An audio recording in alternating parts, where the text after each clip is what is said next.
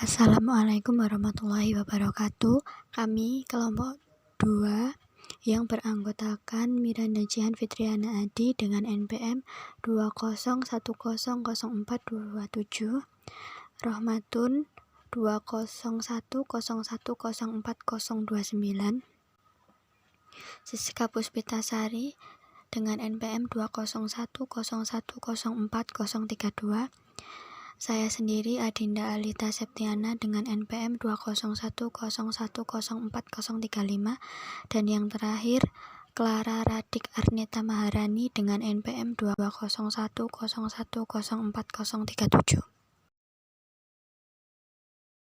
Pada kesempatan kali ini, kami dari kelompok 2 akan menjelaskan mengenai penyajian statistik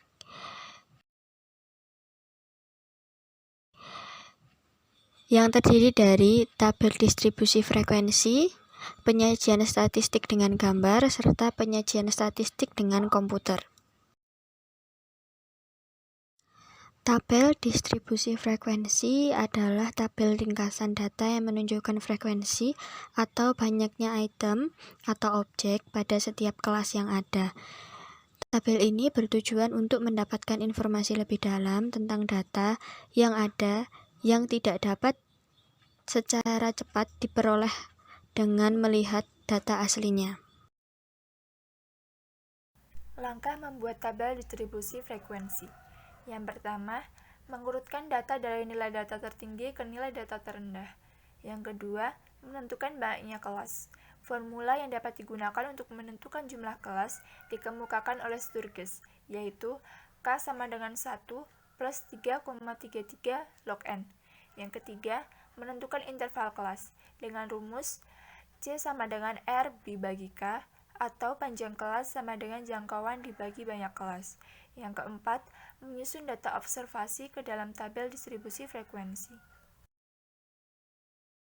Nilai yang terdapat pada tabel distribusi frekuensi. A. Batas kelas.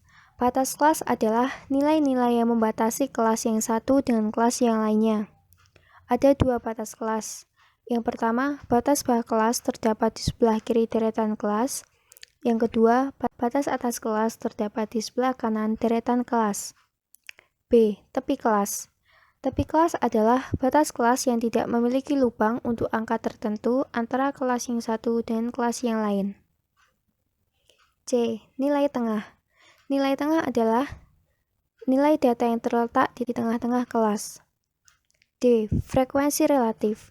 Frekuensi relatif adalah persentase frekuensi suatu kelas terhadap frekuensi total. Memiliki rumus, yaitu frekuensi kelas ke I atau frekuensi kelas yang akan dicari dibagi jumlah frekuensi dikali 100%. E. Frekuensi kumulatif. Frekuensi kumulatif adalah jumlah akhir atau jumlah yang terbaru semua frekuensi sampai batas tertentu dalam sebuah kumpulan data.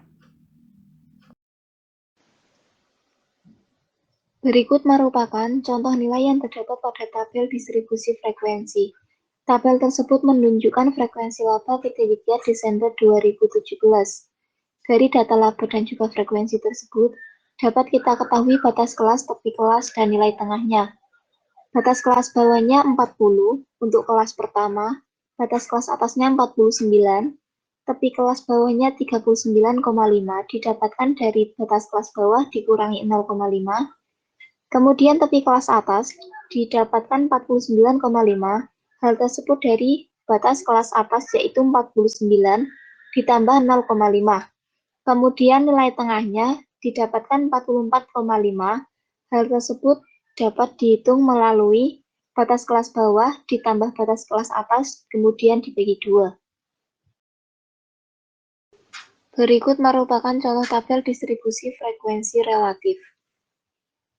Frekuensi relatif kelas pertama didapatkan dari 4/30 dikali 100%, kemudian didapatkan 13%. Begitupun untuk kelas selanjutnya.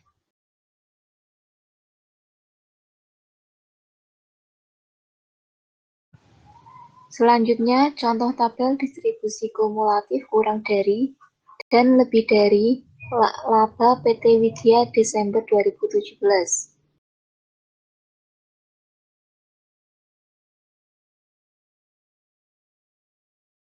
Yang selanjutnya adalah penyajian statistik dengan gambar.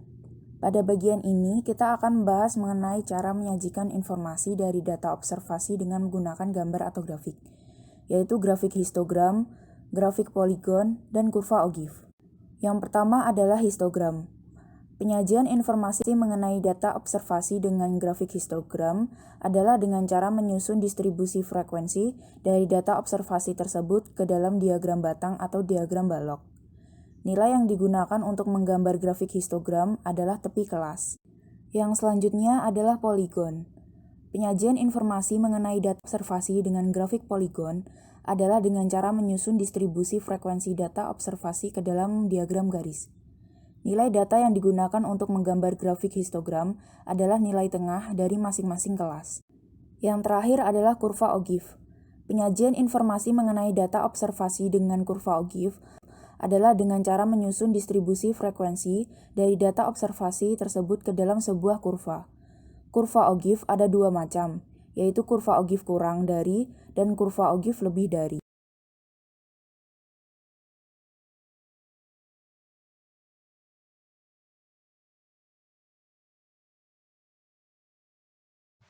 Selanjutnya, penyajian statistik dengan komputer. Penyajian data statistik dapat dilakukan dengan menggunakan alat bantu komputer dengan berbagai perangkat lunak statistik. Salah satunya yaitu dengan program Excel. Dengan program Excel, hal tersebut dapat dilakukan dengan cara membuat data dalam bentuk tabel, kemudian diblok datanya, kemudian masuk ke menu Insert, pilih Group Chart, kemudian pilih chart yang tersedia, kemudian OK.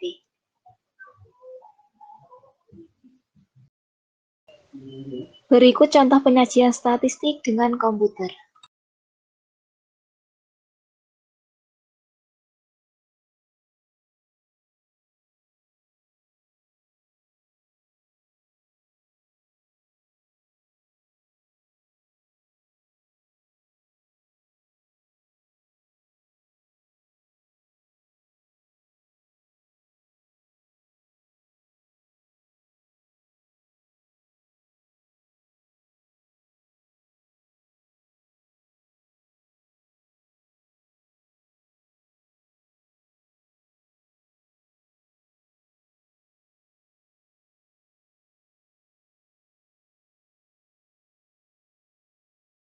Sekian presentasi dari kami, terima kasih atas perhatiannya.